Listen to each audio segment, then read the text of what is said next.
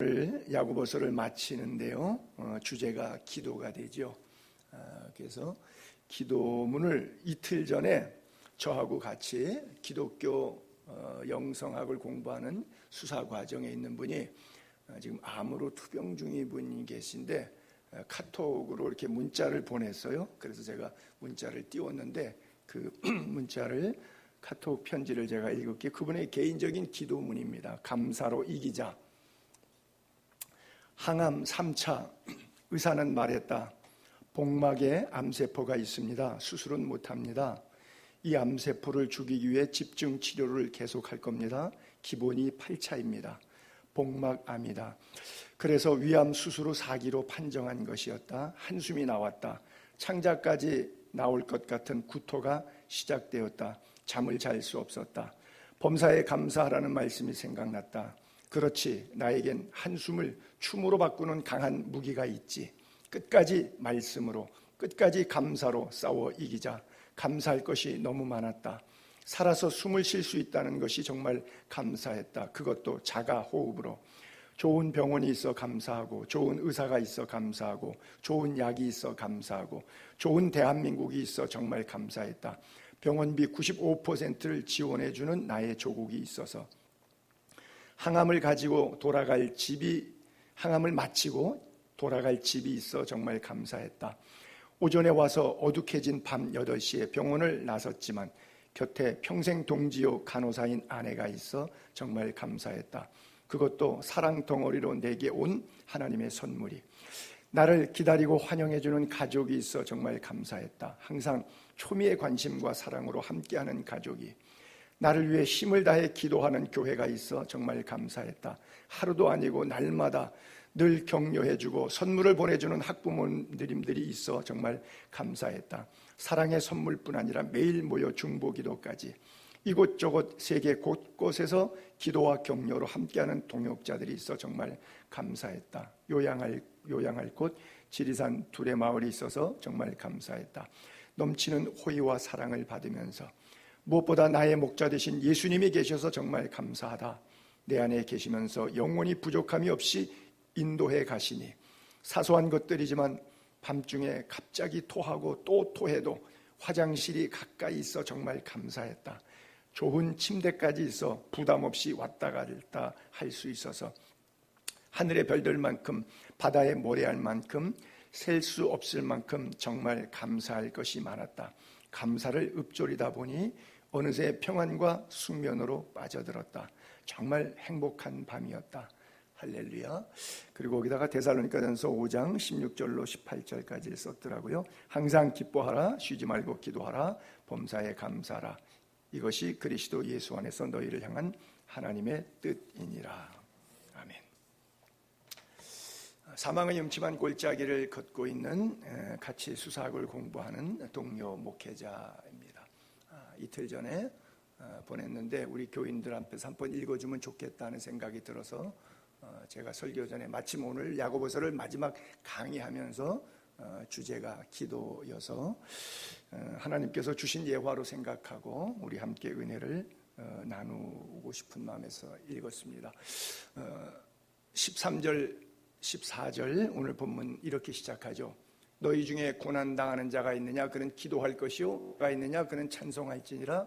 너희 중에 병든 자가 있느냐 그는 교회 장로들을 청할 것이요, 그들은 주의 이름으로 기름을 바르며 그를 위하여 기도할지니라. 이 구절을 간략하게 이렇게 세분하면 보기 좋게 이해하기 쉽게 세 토막을 내면 고난당할 때 기도하자, 즐거워도 찬송하자, 그리고 병들어오면 어떻게 하냐, 교회 장로들, 여기 교회 장로는 교회 지도자들을 얘기하는 거예요. 목사님, 전도사님, 구역장이 될 수도 있고요. 교회 지도자들을 얘기하는 거예요. 그들은 주의 이름으로, 예수님 이름으로 하죠. 그 다음에 기름을 바르며 그를 위하여 기도할지니라 그래요. 한국에는 이게 잘 안 돼 있는데 외국에는 그 만년필 같은데 여기에 기름이, 올리브 기름이 들어가 있는 펜이 있어요. 목사님들 갖고 있는 것 가운데. 그래서 딸깍딸깍 하게 되면 기름이 한 방울씩 떨어져요. 그래서 신방 가서 환자를 위해서 기도할 때 머리에다가 한 방울 하고 그리고 안 쓰기도 하고 그런 올리브 오일 볼펜이 있어요. 좋은 것 같아요. 저게 초대교회는 그렇게 기도했거든요. 왜냐하면 예수님이 제자들에게 그렇게 기도하라고 가르쳤기 때문에. 그래서 기름을 바른다는 것은 여러분 그리스도라고 우리가 예수 그리스도라고 말하는데 크리스토스라고 하는 단어는 기름 부음 받은 자라는 뜻이고요.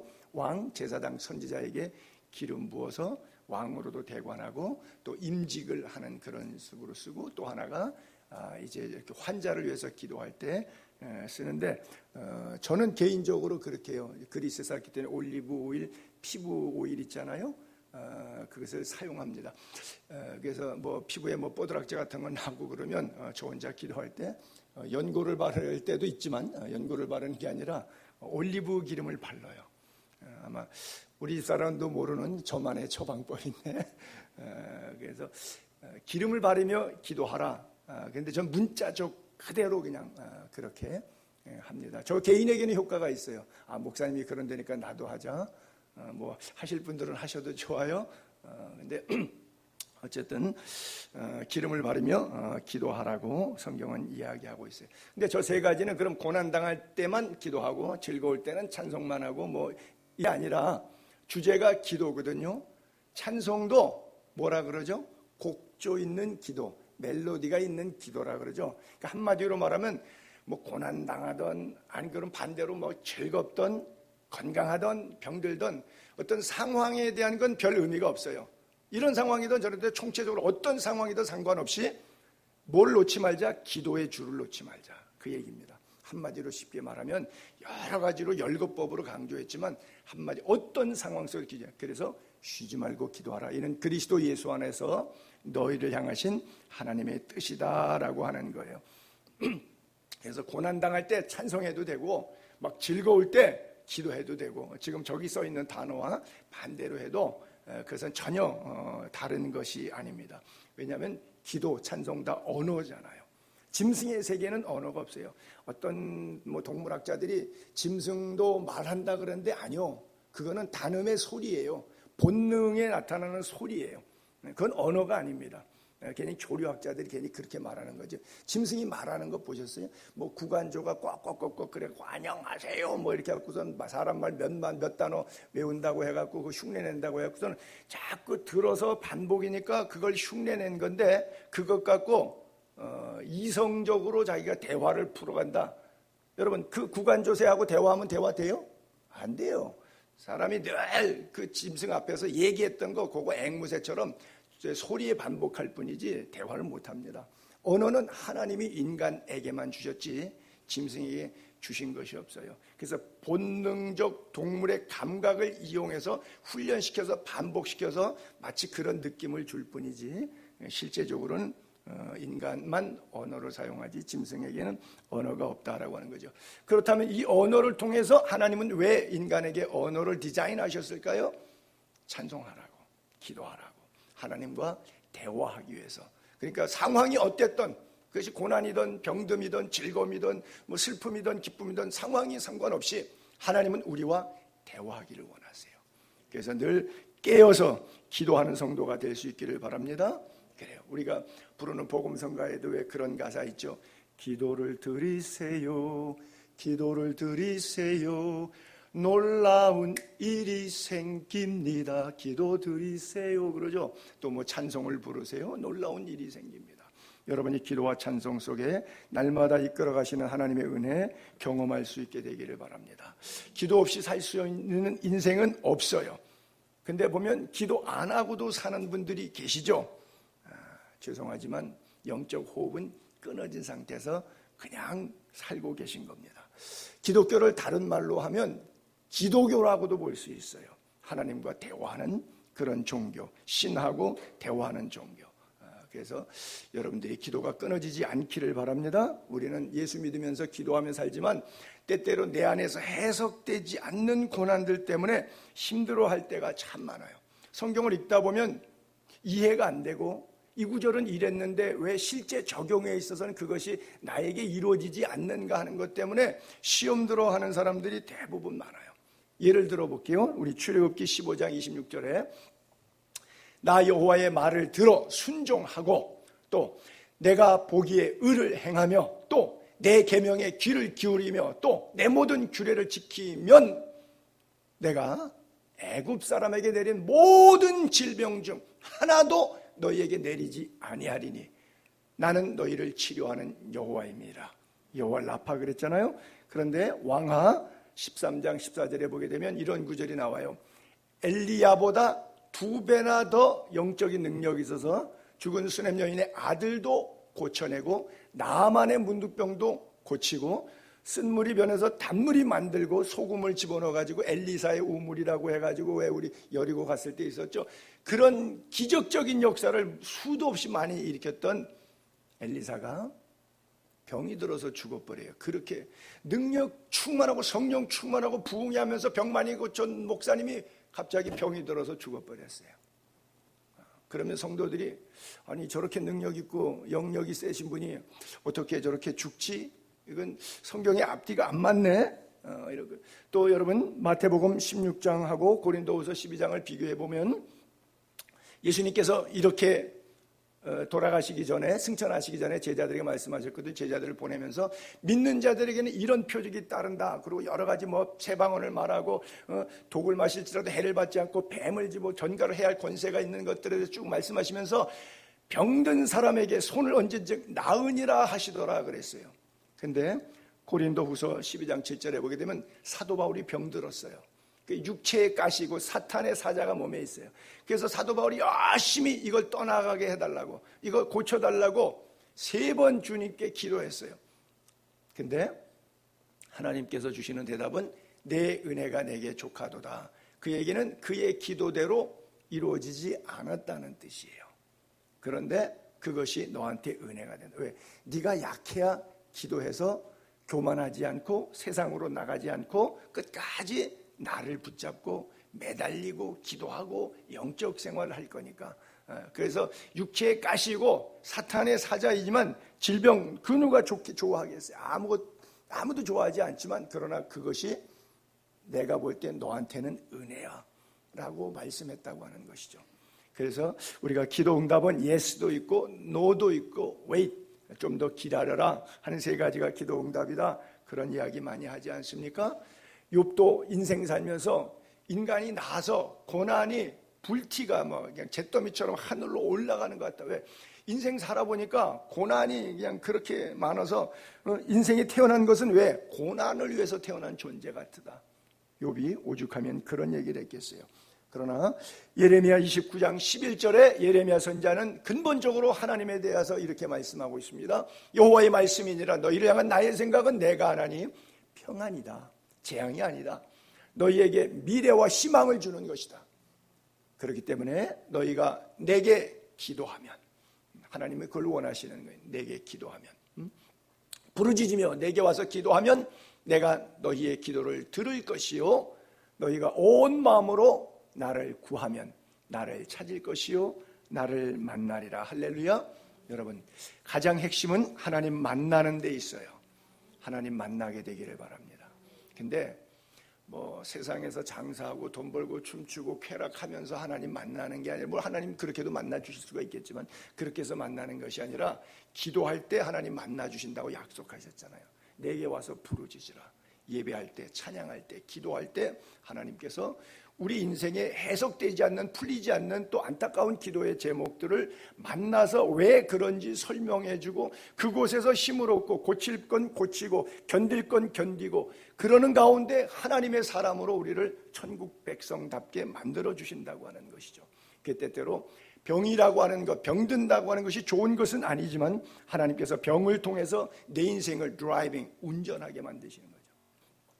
병든 자는 교회 장로들을 정하라. 주의 이름으로 기름을 바르고 기도해라 그래요. 여기 장로들을 정하라고 했죠. 복수로 나와죠. 그들은 그 사람을 위해서 기도해 주라고 계속 복수로 나오죠.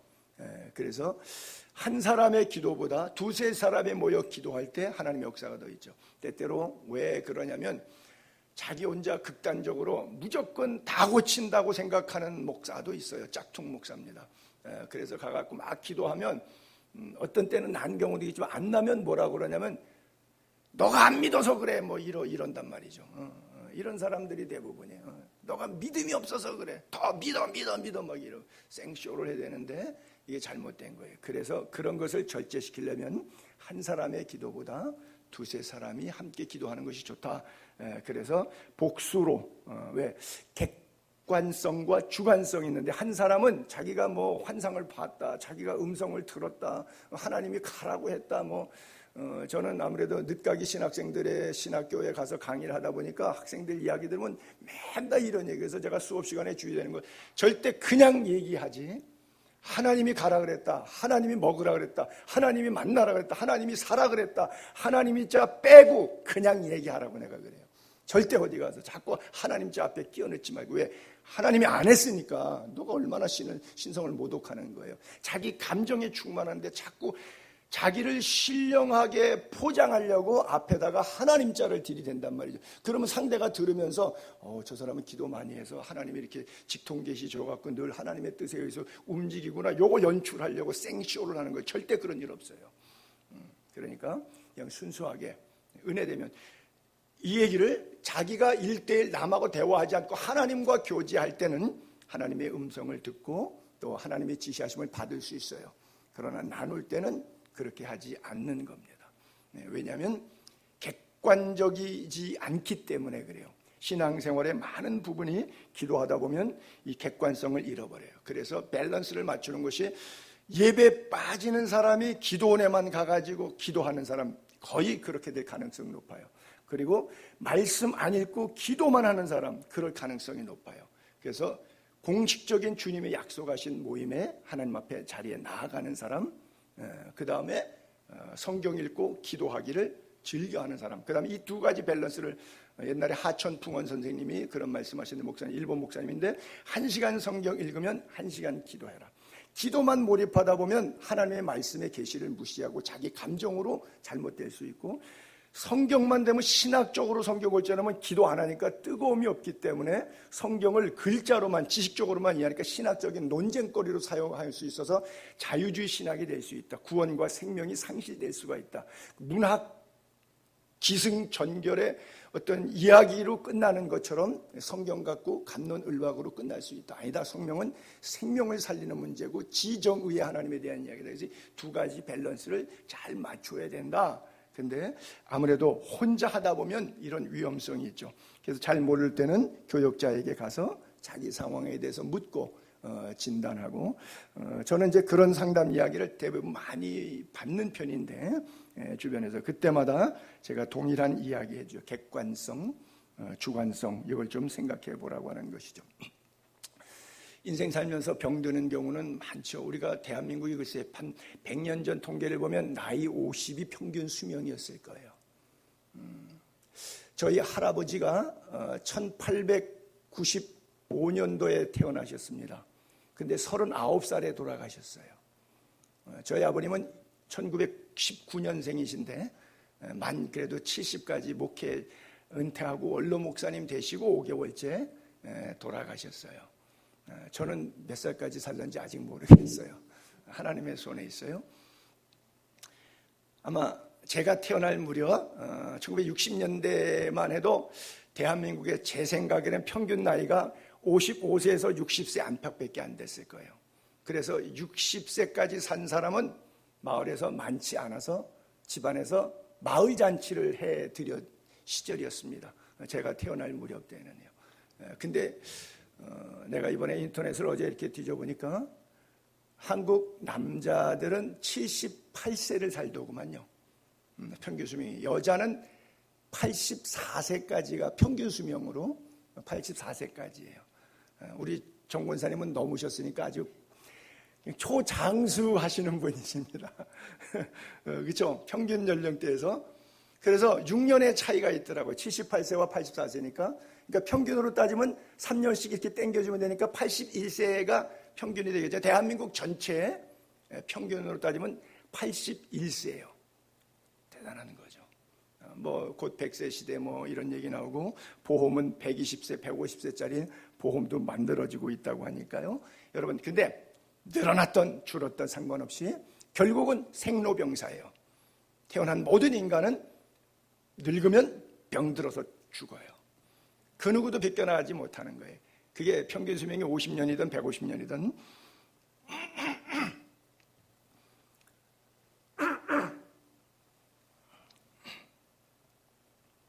상관없어요. 어쨌든 여러분 가슴에 이 땅에 몇 년 사냐는 데서 가치를 두지 말고 천국 소망이 있기를 바랍니다.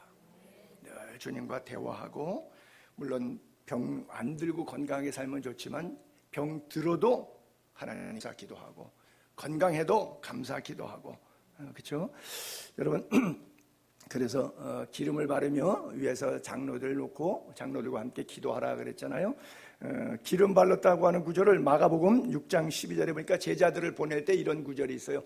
제자들이 나가서 회개하라 전파하고 많은 귀신을 쫓아내며 많은 병자에게 기름을 발라 고치더라. 아까 제가 말씀드렸던 부분이죠. 그래서 고대 사회는 이것이 의학적으로도 증명이 되고 있는데, 현대의학으로도 여러분 그냥 대략 상식적으로 이렇게 보면 될 거예요. 사람이 뭐 피곤하고 그럴 때 어디 가서 전신을 올리브 마사지 해준다고 상상을 해보세요. 그러면 신체를 회복시켜주는데 이 기름이 가장 최적의 상태로 그 육체 덩어리를 편안하게 만들어주는 것이 올리브 오일 마사지예요. 그러니까 뭐 그것과 연관짓기는 조금 무리이긴 하지만 어쨌든 환자, 몸이 정상이 아닌 사람들에게 제자들이 나갈 때 예수님이 그렇게 부탁했단 말이죠. 너희들 나가서 병자를 위해서 기도할 때 기름을 발라서 기도해줘라. 그래서 제자들이 그렇게 했고, 야고보도 자기도 그렇게 했기 때문에 또 지금 오늘 본문에 야고보서에 그렇게 쓰고 있죠. 여러분, 어떤 상황 속에서도 기도를 놓지 않게 되기를 바랍니다. 그래요. 기도 안 해도 사는데 지장 없을 것 같지만 맞습니다. 사는데 지장 없지만 천국 가는데 지장이 있어요. 왜 지장이 있냐?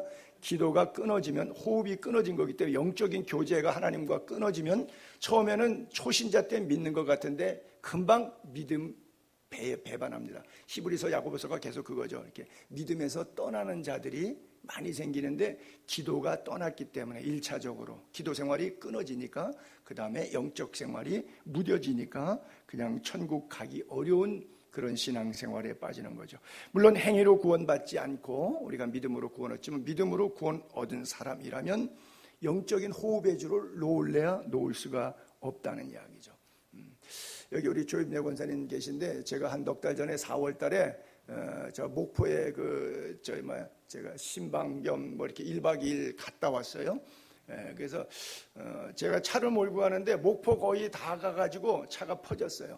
근데 그 전에 사실 시그널이 있었는데 한 1시간 전쯤에 뭐 익산 밑에 더 내려가는데 배터리에 불이 들어오더라고요. 배터리 불이 들어요. 그러니까 배터리에 불이 들어왔다는 얘기는 배터리 자체에 문제가 있거나, 안 그러면 배터리를 재충전해. 여러분 휴대폰 계속 쓰지 않잖아요. 밤에 충전해야 쓸 수 있는 거죠. 그러니까 배터리는 문제가 없지만 충전 안 해주는 게 문제예요. 이게 충전 제너레이터 모터인데 이게 발전인데 요게 망가진 거예요. 요거를 갈아줘야 되는데 배터리로 계속 가니까 100km는 갔어요. 왜? 배터리 자체는 에너지가 있으니까 100km는 계속 갔는데 결국 배터리 힘으로 간 거란 말이에요. 그 배터리를 계속 재생해주면서 가야 되는데, 재생해주는 배터리 충전 발전기가 망가졌는데 무리하게 갔단 말이죠. 그러니까 결국은 섰어요. 그래서 그냥 보험회사 차 불러서 견인해가지고 그러고서는 간다고 난리쳐서 고생을 했거든요. 여러분, 일시적으로 배터리 힘이 있으니까 가긴 가죠. 기도 생활 안 해도 살긴 살아요. 근데 종착역에 못 갈 수 있어요. 종착역에 못 갈 수 있어요. 여러분, 아무것도 아닌 것 같은데 기도가 모든 것입니다. 오늘 본문의 야고보 사도는 별명이 뭐냐? 지난번에 야고보 강의할 때 한번 말씀드렸던 건데, 야고보 사도의 별명은 낙타무릎입니다. 무슨 얘기냐? 처음부터 끝까지 기도의 사람이라고 하는 거예요. 이 사람은요, 사실 시작할 때도 너희 중에 지혜가 부족하거든 모든 사람이 후히 주시고 꾸짖지 않으시는 하나님께 구하라, 그리하면 주시리라, 오직 믿음으로 구하고 오직 의심치 말라. 계속해서 야고보서 1장 시작할 때부터도 계속 기도를 강조해 왔어요. 그리고 마지막 부분에 와서도 역시 또 기도를 강조하고 있어요. 역시 낙타 무릎답게 그래요. 무릎이 낙타가 되지 않는다고 할지라도 여러분들이 낙타 무릎처럼 기도하는 삶이기를 바랍니다. 그래요. 어떤 종교에서도 신이 인간에게 이렇게 기도하라 가르쳐준 종교가 없는데 우리 예수님만은 기독교는 주기도문이 있어요. 주님께서 어떻게 기도하라고 가르쳐준 것이 있어요. 모든 종교는 기도가 뭐죠? 웰빙이죠. 다 기복신앙이에요. 모든 잡신들을 섬기는 기타 기독교를 제한 모든 종교는 왜 빌죠? 왜 선왕당에 가죠? 왜 정한수를 떠놓죠? 다 뭐예요? 나 오래 살게 해달라고, 나 건강해 달라고, 나 돈 많게 해달라고, 내 자식 잘, 다 그게 기복이에요. 기독교는 그게 목적이 아니에요. 어디에 주기도문에 그런 거 없어요. 딱 하나, 일용할 양식 있으면 돼. 일용할 양식 있으면 돼. 우리는 내 자식이 아니라 손주 먹을 것까지 있어도 조금 부족해서 난리가 나요. 그렇죠? 우리는 그래도 가래, 목말라. 근데 성경은 그래요. 일용할 양식까지. 그리고 나머지는 전부 다 영적인 관계를 구하고 있어요. 하늘에 계신 우리 아버지한테 구하는 것이. 그리고 마지막으로 모든 존귀 영광은 하나님께, 나라와 권세와 영광이 하나님께 있으니까 우리가 갈 그 나라에 대한 영광이 초점이 맞춰지고 있어요. 그렇게 기도하라고 주님이 가르쳐 준 것이에요. 그 기도가 여러분들의 삶에 체질화될 수 있게 되기를 바랍니다. 그래서 기독교의 기도는 기타 종교처럼 내 소원을 이루는 것이 아니라 하나님의 소원을 이루어 드리겠습니다. 내 건강, 내 물질, 내 삶, 내 인생을 통해서. 그리고 고백하는 거예요. 그것이 기독교가 말하는 기도라고 하는 거예요. 하나님의 얼굴을 구하는 은혜가 있기를 바랍니다. 그래요. 여러분 퇴근할 때 아빠가 손에 뭘 들고 들어오잖아요. 뭐 과자 봉지도 어린 시절의 아이들. 그러면 뭐 아빠다 그러고 퇴근하면 애들이 제일 먼저 어디를 봐요?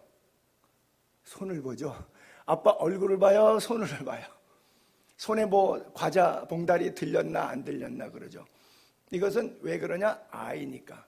근데 예수를 20년, 30년, 50년 믿었는데도 아직도 에고이즘에 빠져서 하나님의 손을 구하는 자가 있다면 아니에요. 초창기 때는 그렇게 하십시오.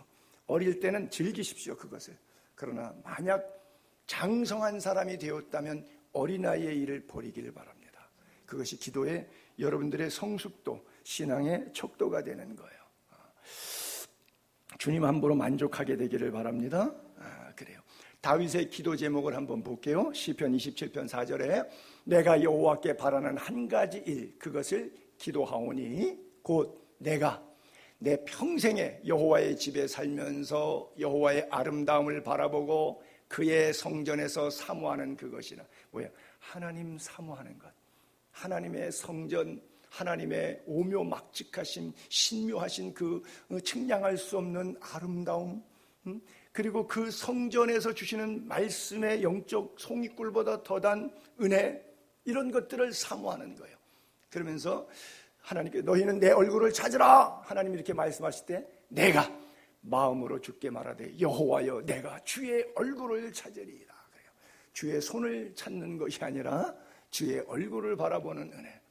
그러면서 뭐래? 비록 내 부모는 나를 버렸지만, 그렇죠? 여러분 잘 아시잖아요. 8 형제 가운데 사무엘이 왕 삼겠다고 하니까 7 아들은 옷 입혀서 목욕해서 쫙 누가 왕 될지 스탠바이 시켜놓고 막내 아들 다윗은 너는 도둑놈이 우리 집 양 훔쳐갈지 모르니까 왜 여기 다 집안에 들어와 있으면 양은 누가 치냐, 너는 나가서 양이나 보고 있어라. 이래갖고 막내 아들은 아야 사무엘이 왕 삼을 자격에 영순위에도 안 들어오니까, 끝순위에도 안 들어오니까 그냥 제외시켜버렸으니까 아버지로 또 받은 상처가 얼마나 크겠어요. 다윗인들 왕 기름 못 부음 받는다고 할지라도 사무엘 선지자가 와서 우리 집에 왕 나온다고 기름 부는데 그거 구경 안 하고 싶겠어요? 그거 왜 구경 안 하고 싶겠어요? 자기가 왕 되고 안 되고를 떠나서. 그런데 아버지 때문에 아버지가 내쳐가지고 자기는 그 자리에 앉지도 못했으니까 그 아버지에 대한 미움과 분노, 상처가 얼마나 커요. 오죽하면 신앙 고백하면서 내 부모는 나를 버렸다 그래요. 내 부모는 나를 버렸다. 근데 하나님은 나를 영접하셨다. 할렐루야. 그러니까 다윗은 소망이 천국이었어요. 아버지의 아름다움, 아버지의 성전을 사모하는 것, 하나님의 집에 거하는 것, 말씀 속에 거하는 것. 그래요. 자, 15절 16절에 보게 되면 다시 오늘 본문에 믿음의 기도는 병든 자를 구원한다. 주께서 그를 일으키신다. 혹시 죄를 범하였을지라도 사하심을 받으리라. 그러므로 너희 죄를 서로 고백하며 병 낫기를 원하여 서로 기도하라. 의인의 간구는 역사하는 힘이 크다 그랬어요. 여기에서 병이라고 하는 것은 여러 가지 상황이 있는데 아마 죄 지어서 병 걸린 상태를 근거로 해서 설명하고 있는 겁니다. 질병의 원인들이 여러 가지가 있죠. 성경에는 양면성이 있기 때문에 하나만 갖고 얘기하면 안 돼요. 베레아 귀신론에서는 감기도 마귀가 갖다 준다. 그래서 병 걸리는 건 다 마귀가 내 안에 들어온 것이다. 이래서 교회 안에 들어갔는데 깔판 놓고 거기서 다 먼지 털고 옷도 털고, 왜 우리가 밖에 살다 보니까 사탄이 내 몸에 붙어 있는데 이거 다 털고 들어온다고 뭐 그러고서는 들어가고 그랬었거든요. 요즘은 이제 그 아버지가 아들에게 넘긴 다음에 조금 상황은 변했는데 어쨌든 뭐 이렇게 극단적으로 귀신론이 있었는데 여기에서는 성경은 양면성을 갖는데 이쪽 부분은 병 때문에 온 것에 대한 예를 이야기하고 있어요. 여러분 마가복음 2장 4절 5절에 보게 되면 이런 구절이 나오는데, 예수님이 집에 있는데 친구 병든 거 데리고 가려는데 너무 사람이 많아서 못 들어오니까 지붕 뜯어내려서 고침받은 이야기죠. 무리들 때문에 예수께 데려갈 수 없으므로 그 계신 곳에 지붕을 뜯어 구멍 내고 중풍병자의 누운 상을 달아내리니 주께서 그들의, 그러니까 병자의 친구들의 믿음을 보시고, 여기에도 믿음이라고 하는 단어가 나오는데, 중풍병자에게 이르시되 작은 자야 내 죄 사함을 받았느니라 그래. 그때 바리새인들과 서기관들이 이 이야기를 듣고 충격받았거든요. 예수님이 내 병에서 노임을 받았다, 자리를 들고 일어나 걸어가라, 이렇게 말했으면 문제가 안 생겼는데 그 병자에게 병 나았다, 고침받았다 이런 얘기는 안 하시고 그냥 내 죄 사함을 받았느니라. 그 얘기는 이 병은 죄 때문에 왔다라고 하는 뜻이죠. 그래서 바리새인들이 막 질겁을 했죠. 신성모독이라고. 예수님께서 나도 안다, 근데 너희가 내가 죄를 사하는 권세가 있이 하나님의 아들로 이 땅에 왔다는 것을 설명하기 위해서 그렇게 이야기했다. 예수님께서 이렇게 보충 설명을 나중에 해주셨죠. 요한복음 9장 2절에는 이 상황과 반대죠. 제자들이 물어 이르되 라삐어, 이 사람이 맹인으로 태어났는데 누구 죄로 인해서 이렇게 맹인으로 태어났습니까? 자기 죄 때문에 그렇습니까? 부모 죄 때문에? 왜요? 율법에는 잘하면 천대까지, 잘못하면 3, 4대까지 저주받는다고 써 있으니까 율법으로 도배되어 있는 유대인 입장에서는 태어날 때 아야 장님됐으니까 이거는 어떻게 해석해야 되나? 이러고 질문했을 때 예수님께서 이 사람이나 그 부모의 죄로 일한 것이다. 다 틀린 거죠. 그들이 갖고 있는 율법적인 개념에 신학적인 테두리 안에 안 들어가는 범주 밖의 이야기가 된 거죠. 그래서 보통 그들이 갖고 있는 것은 저주의 상징, 죄의 상징으로서의 질병을 대했는데 예수님께서 아니다, 이것을 통해서 하나님이 하시는 일을 나타내기 위해서 예정과 경륜과 섭리 가운데 이런 어려움이 있었지만 이 어려움을 통해서 이 가정을 구원하고 이 마을을 복음화시키기 위한 하나님의 섭리가 내재되어 있다. 그랬으니까 그들이 갖고 있는 율법적 신학적 차원에서는 도저히 용납, 이해, 설명이 되지 않는, 해석이 되지 않는 그런 상황이 온 것이죠. 그래서 여러분들이 누가 같이 신앙생활하면서 질병 때문에 아파하고 힘들어할 때 함부로 말하는 게 아니죠. 위에서 기도해 줄 뿐이죠. 끝까지 하나님께서 다 죽어가는 마지막 순간까지 그 영혼을 하나님께서 붙잡아서 기회를 주실 수 있도록 그렇게 기도하는 것이 이 성도의 마땅한 도리라고 생각해요.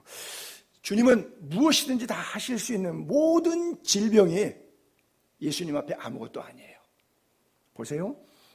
누가복음 4장 39절에 보게 되면 베드로의 장모의 열병인데 예수께서 가까이 있어서 열병을 꾸짖으신대. 여러분, 몸에 열이 났어요. 해열제 먹어야 될 열이 났는데 예수님께서 그 열을 꾸짖어요. 열도 꾸짖는 분인 걸 믿으시기 바랍니다. 열병을 꾸짖어요. 병이 떠나고 여자가 곧 일어나 그에게 수종되니라. 사람들이 온갖 병자들을 데리고 나오며 예수께서 일일이 그 위에 손을 얹으사 고치시니 안수기도 해주신 거죠. 또 여러 사람들에게 귀신이 나가며 소리질러 이르되 당신은 하나님의 아들이니이다. 예수께서 꾸짖으사 그들이 말함을 허락지 아니하시니 이는 자기를 그리스도인 줄 알미라. 귀신들이 떠드니까 조용히 해! 그리고 소리 지르니까 더 이상 귀신이 발악을 못하고 소리도 못 지르고 잭소리면, 여러분, 열병도 꾸짖고 귀신도 꾸짖는 분이에요. 그러나 그 병자는 안고 기도하시는 분이에요. 할렐루야. 기도는 믿음의 사람들, 교회 지도자들을 불러서 하라고 여기에 표현하고 있지만, 그러나 그들이 고치는 것이 아니라 주님이 일으켜 세우시는 거예요. 주께서 일으켜 세우시고 주께서 용서하시는 거예요. 그렇기 때문에 우리가 할 수 있는 영역은 그러므로 서로 고백하고, 서로 고백하는 거예요. 서로 잘못을 고백하고 병 낫기를 위하여 서로 기도하는 거예요. 여러분, 우리가 사실 일방적인 잘못이 없죠. 그렇죠? 당회 장로님과 목사님이 교회에서 싸우고 있다. 그러면 목사님이 옳고 장로님이 틀렸을까요? 장로님이 옳고 목사님이 틀렸을까요? 아니죠. 대화하다 보면 서로에게 허물과 잘못이 있겠죠. 왜? 감정이 돌출되다 보니까 서로 허물이 빗발쳤을 거라고요. 그러면 서로 잘못됐습니다. 그러는 거예요. 이게 어떤 싸움이든지 마찬가지고, 국가 간에도 마찬가지고, 부부지간에도 마찬가지고, 교회 성도 사이에도 마찬가지고. 그래서 너희들이 모든 문제를 놓고 있을 때 서로 고백해라. 서로 쏘리, 서로 용서하고, 서로 미안하다고 하고, 서로 사랑하고, 이게 서로 고백하는 거예요. 이걸 공동체 고백이라 하는데, 이것과 천주교가 말하는 고백성사는 다른 거예요. 신부는 성도에게 고백 안 하잖아. 그렇죠? 여러분, 목사는 성도에게 다 잘해요? 자기는 잘못할 때 없어요? 잘못할 때 장로님 죄송합니다. 제가 너무 오만했네요. 교만했네요. 잘못했습니다. 용서해 주세요. 얘기해야죠. 근데 신부에게만 일방적으로 고백성사하지 신부는 성도에게 안 하잖아요. 여기는 뭐라 하냐면 서로 고백하라 그랬어요. 서로가 서로에게 고백하는 거예요. 여러분들이 옛날에 보셨던 영화 가운데 밀양이라고 하는 거 있을 거예요. 제가 간혹 예화로 쓰는데, 전도연이라고 하는 여자가 나오는데 그 딸이 아들을 유괴범이 갖다가 죽여버렸잖아요. 그리고 돈 달라고 그러잖아요. 나중에 사건이 종결되고 그 유괴범이 감옥에 갔어요. 근데 감옥에서 성경책을 읽다가 예수를 믿은 거예요.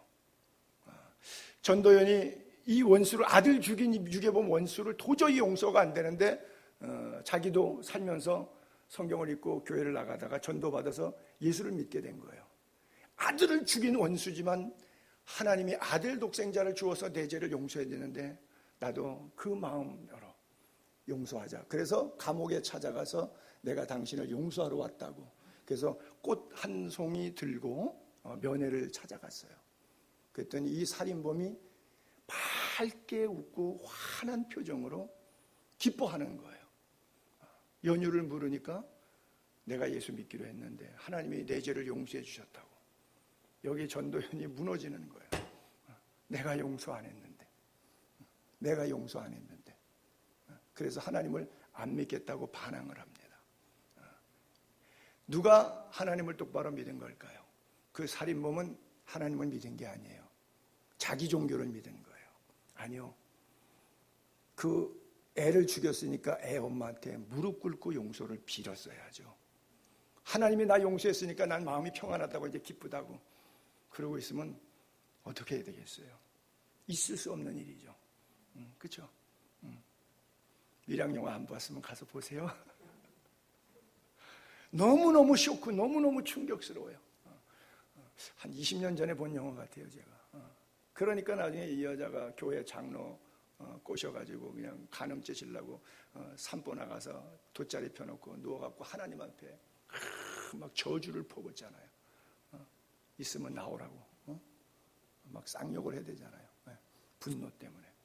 이것은 이 여자의 죄성이 그렇게 했지만 그렇게 만든 사람이 누구예요? 그 잘난 예수 믿었다고, 예수님한테 용서받았다고, 나 평안하다고 감옥성에서 살인죄를 짓고 서로 고백하지 않았던 그 남자의 죄가 이렇게 만드는 거예요. 이게 얼마나 무서운 일이에요. 쉽게 일어나는 일이지만 얼마나 무서운 거예요. 예수 믿는 사람들 너무 이기적이에요.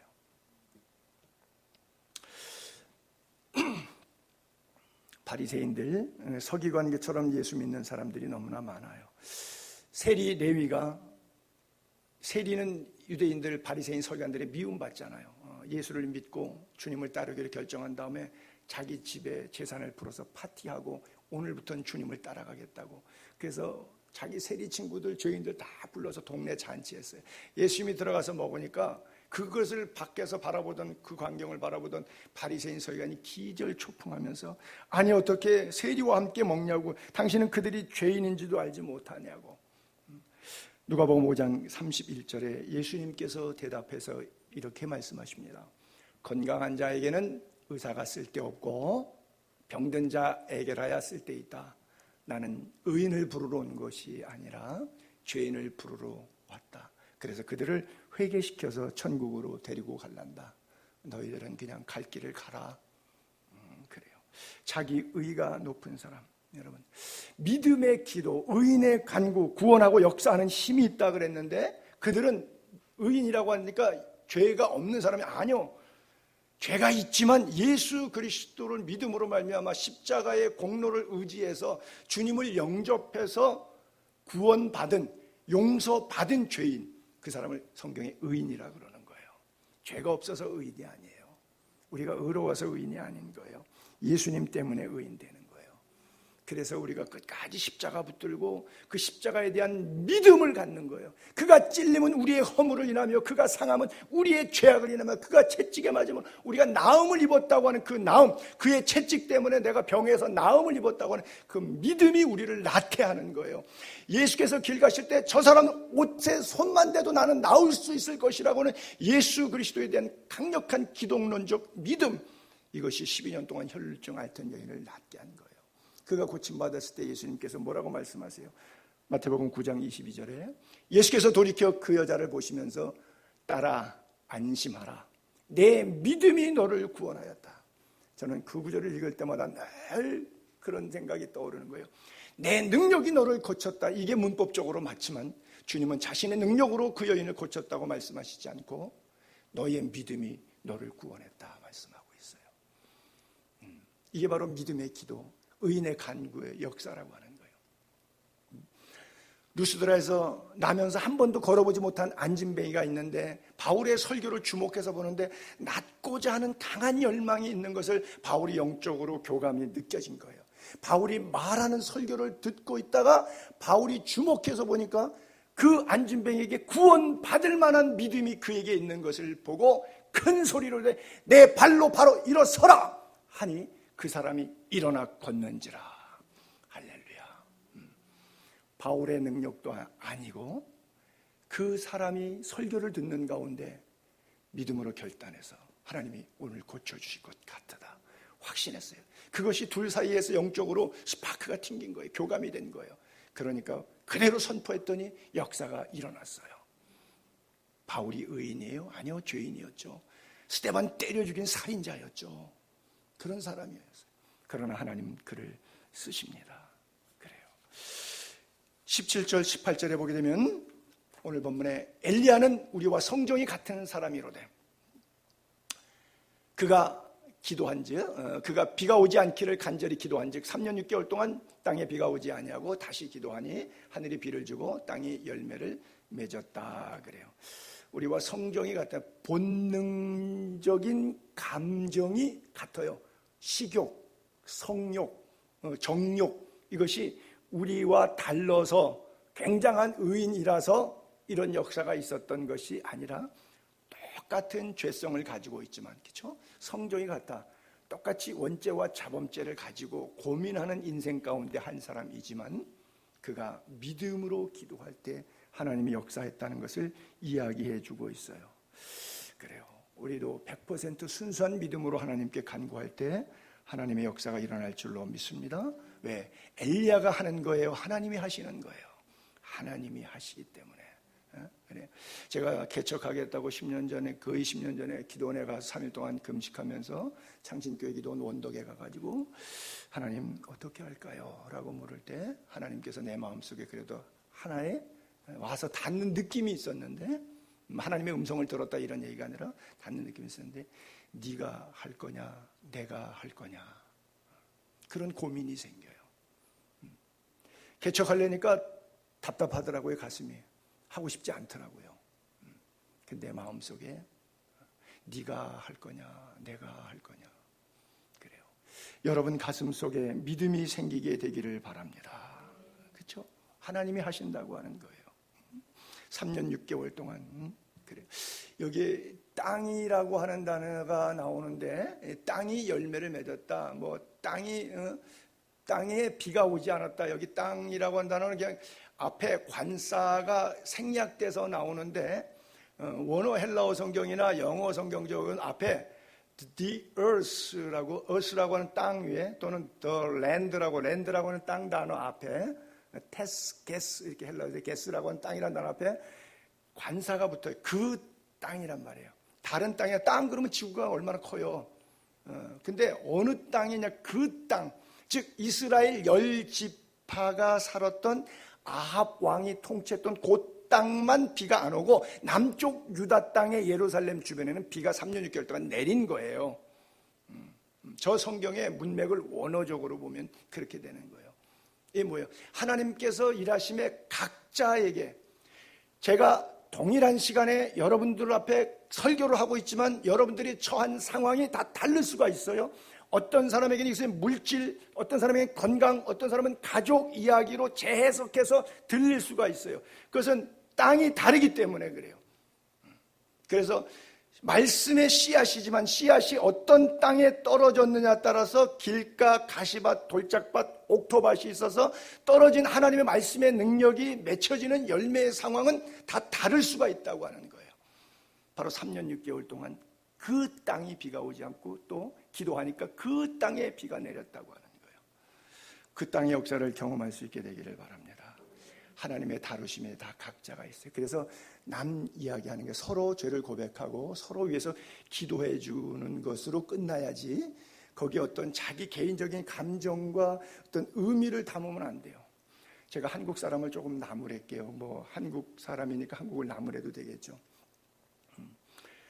일본에서 지진이 났다, 폭우가 왔다, 그러면 인터넷 댓글 보면요, 너무 고소해서 좋아가지고 막 더 망해서 다 죽어라, 뭐 이런 글이 막 올라와요. 저는 사실 속이 아파요. 한국 사람 왜 아직도 수준이 이거밖에 안 되냐. 여러분, 경술국치년이라고 하는 것이 1910년도에 한일합방이 됩니다. 지금 2020년도에 110년 전에 있었던 사건이에요. 110년 전에 이 나라를 힘들게 했던 사람들, 가해자와 피해자는 110년 전이니까 다 죽었어요. 누가 누구에게 보상하고 뭐 이러는데 다 죽었어요.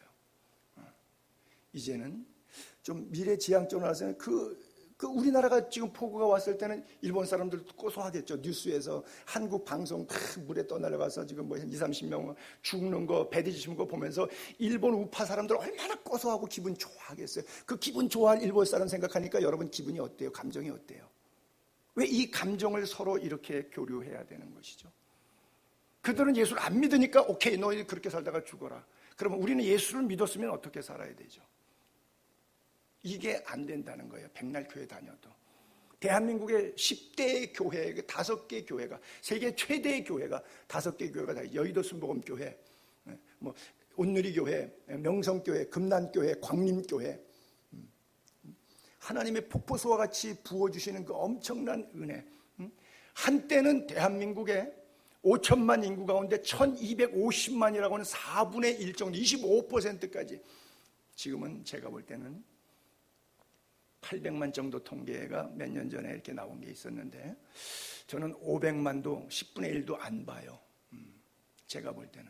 그 800만이라고 하는 수치는 통일교회, 뭐 신천지 교회, 무슨 교회자 들어가는 거는 종교 기독교 유사단체라 그래서 국가니까, 우리 기독교가 통계내는 게 아니라 국가 종목에서 통계내는 거니까, 그래서 이제 860 몇만 이렇게 나왔던 통계는 2단까지 다 싸잡아서 통계 잡은 거니까, 제가 볼 때 그 중에서 또 추리고 또 정말 믿음이 있어서 이런 상황 속에서도 믿음을 지키겠다고 예배 자리를 지키는 그런 교인들은 제가 볼 때 10%도 안 될 거로 봐요. 예수 잘 믿는다는 게 뭔가, 우리가 좀 더 이런 부분에 있어서 고민을 좀 했으면 좋겠어요. 그래서 우리가 어디까지가 잊고 용서하고 사랑해야 될 부분인지, 이것이 뭐 먼 나라 얘기를 떠나서 우리 교회 공동체 안에서도 마찬가지예요. 폭우로 왔을 때 서로 이렇게 보내주고 도와주고, 돈 몇 푼이라도 도와줄 수 있으면 도와주고, 이런 협력 관계가 돼야 될 텐데, 이 고소하다 그러면 안 돼요. 지금 우리 탁권사님 아까 기도 시간에 수폭으로 수재를 당한 사람들에서 기도하듯이 우리가 모두가 그런 면에 있어서 기도하지 않습니까? 여러분, 이런 늘 기도 속에 깨어있다고 하는 것은 이런 것을 살피는 게, 가난한 사람들의 구제를 하지 않고 귀를 막고 있는 사람은 기도할 때 하나님도 내 귀를 막고 있겠다고 잠언에 이렇게 말씀하고 있잖아요.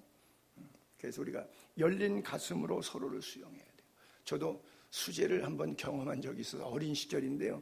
제가 창신동이 고향입니다. 거기가 아주 2살 때부터 초등학교 졸업할 때까지 거기서 살았으니까 제게서는 거기가 고향인데, 낙산이 있어요. 낙산이 돌산이라고 불렀습니다. 비가 오면 돌들이 떨어져요. 근데 저희 집은 그 돌 절벽 제일 밑에 첫째 집이었어요. 이 산꼭대기 그 남북해 쪽에서 올라오다 보면 맞은편에 낙산 아파트를 졌는데, 아파트 지기 전에 개인주택들이 살았었거든요. 이게 뭐 1970년도 이야기입니다. 그러니까 거기 살았는데 저희 집에서 염소를 17마리를 길러가지고 염소젖 자라갖고 마을 사람들에게 파는 것이 저희 가정의 부수입 가운데 또 하나였었습니다. 그 정도로 서울에서 창신동에서 염소 길러서 경제 활동도 했던 그런.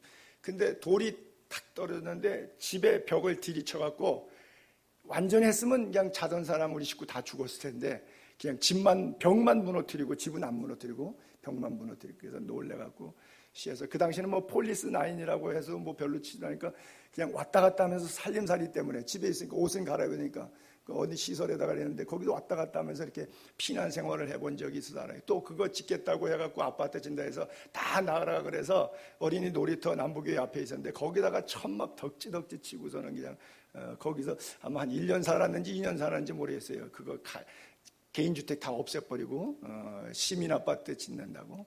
그래서 피난생활 아닌 피난생활, 수재 아닌 수재를 제가 경험해봐서 수재 당한 사람들 정말 너무 힘들겠다 많이 알아요. 근데 그런 거 보면서 꼬소야 한다. 그리스도인이 아닌 거죠. 여러분 마음속에 사랑과 자비와 긍휼이 있게 되기를 바랍니다. 마지막 부분에 19절과 20절 보게 되면, 내 형제들아 너희 중에 미혹되어 진리를 떠난 자를 누가 돌아서게 하면 너희가 알 것은 죄인을 미혹된 길에서 돌아서게 하는 자가 그의 영혼을 사망에서 구원할 것이며 허다한 죄를 덮을 것임이라. 마지막에 야고보가 이거 부탁한 거예요. 미워하지 말고 사랑해라.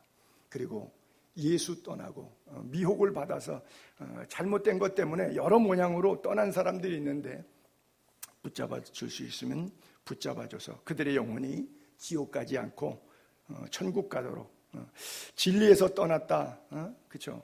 탕자와 같이 아버지 품을 떠난 사람들 많죠. 지금 신천지 이단 같은 경우도 마찬가지죠. 저도 신천지에 넘어간, 제가 광주에 평화교회 잠깐 있을 때 그 집사님 가운데 신천지에 넘어가서 저한테 잘못됐다고, 지금 기독교가 이게 목사님은 훌륭한 분이니까 빨리 깨닫고 돌아오라고 나한테 문자를 보내서 내가 몇 차례 이렇게 이만희 씨에 대한 교주가 아닌 것을 이렇게 카톡을 보냈더니, 드디어 목사님의 정체를 알게 되었습니다. 더 이상 연락하지 않겠습니다. 이러고서는 끊은 적이 한 6, 7개월 전인가요? 뭐 한 1년 가까이 되는 게 있었는데, 제가 이번에 또 이렇게 보냈어요. 집사님, 혹시 이만희한테 속았다 생각하면 제가 집사님의 영혼을, 신앙생활을 돕겠습니다. 문자 주세요. 그런데 아직도 이만희가 이긴 자 구원 교주라고 생각하고 있다면 문자 보낸 것 정중하게 사과드립니다. 이단 논쟁하지 않겠습니다. 그리고 안녕히 계세요. 이러고서는 보냈는데, 카톡은 읽었는데 아직 답이 아직 안 왔어요. 우리가 어떻게든지 미혹돼서 진리에서 떠난 자들이 있어서 그를 정말 정중한 예로 돌이킬 수 있다고 하면, 그 영혼이 구원받으면 그것은 얼마나 좋겠어요. 그렇죠? 근데 문제는 영적 건강성이 있어야 돼요. 여러분 안에 평소에 신앙의 내공이 있어야 돼요. 어떤 분들은 교회 안에서 시험 든 사람 붙잡아 주겠다고 했다가 같이 시험 들어가지고 이상하게 되는 사람이 있어요. 왜? 그 얘기 들어주다가 그냥 빠져버린 거예요. 왜? 자기가 영적으로 기독론이 정립되어 있지 않으니까 그냥 사탄이 얼마나 말을 잘해요. 사탄이 얼마나 감정 갖고 장난질을 잘해요. 사탄이 돈 몇 푼 갖고 얼마나 사람을 이렇게 잘 구워 삶아요. 붙잡아 주겠다고 하다가 자기가 요즘에 그런 거 많잖아요. 폭우 때문에 들어갔다가 도와주려다가 장비 부족이나 조끼 구명 제대로 착용 안 하고 배가 너무 작았다든지 뭐 이래갖고 자기까지 그냥 죽어버리는 일들이 비일비재하지 않습니까? 영적 상황에도 바로 그런 거예요. 그래서 우리가 지금 뭐 가나안 교인이라 그러는데 교회 안 나가는 뭐 인터넷 교인들 또 신천지를 포함해서 하나님에게 여러 이단에 빠져 있는 교인들이 참 많아요. 옛날에 한국교회 아까 설명했지만 세계 10대 교회 가운데 5개의 대형화가 올 만큼 새벽 예배 금식 처리하면서 이렇게 한국교회가 부흥했는데 마치 요셉이 바로의 꿈을 해석할 때 7년 풍년이 온 다음에 7년 흉년이 올 것에 대해서 얘기했던 것처럼 어떤 의미에서 지금 한국교회는 7년 풍년은 지나가고 지금 7년 흉년째 와서 너무 어려운 시대. 코로나로 어려운데 수재 때문에 이재명 어렵고 그러면 국가는 뭐 우리는 빚을 준 나라가 아니라 빚을 지고 있는 대한민국인데 우리나라 경제 형편에서 이거 어떻게 할 건지 참 걱정이 많이 돼요. 어쨌든 모든 것은 하나님의 손에 주권에 있으니까 하나님께서 도우시도록 우리가 기도할 문제이지만 끝까지 하나 부탁하는 것은 결론적으로 사랑을 잃지 말고 모두를 붙잡아 주자. 사랑을 잃지 말고. 마지막 성경 구절 한 구절 볼게요. 잠언 10장부터 보면 미움은 다툼을 일으켜도 사랑은 모든 허다한 허물을 가린다. 또 허물을 덮어주는 자는 사랑을 구하는 자고 그것을 거듭 말하는 자는 친한 것을 이간하는 자다. 고린도전서 13장 사랑장에 보면 4절과 7절 부분에 사랑은 오래 참고 뭐 온유하며 쭉 나가다가 또 7절 내려가면 사랑은 모든 것을 참으며 모든 것을 믿으며 바라며 견디느니라 이런 구절들이 나오죠. 베드로전서 4장 8절에 무엇보다도 뜨겁게 서로 사랑할지니 사랑은 허다한 죄를 덮느니라. 할렐루야. 우리 한번 따라해 볼까요? 미안합니다. 이 말하기가 참 어렵죠. 그렇죠? 목사도 그래요. 집사님한테, 권사님한테, 장로님한테 죄송합니다. 이게 잘 안 되죠. 그렇죠? 우리 잘 안 되죠. 잘 안 되기 때문에 연습하는 거예요. 미안합니다. 죄송합니다. 감사합니다. 고맙습니다. 축복합니다. 사랑합니다. 그래요. 이 좋은 말 많이 쓸 수 있게 되기를 바랍니다.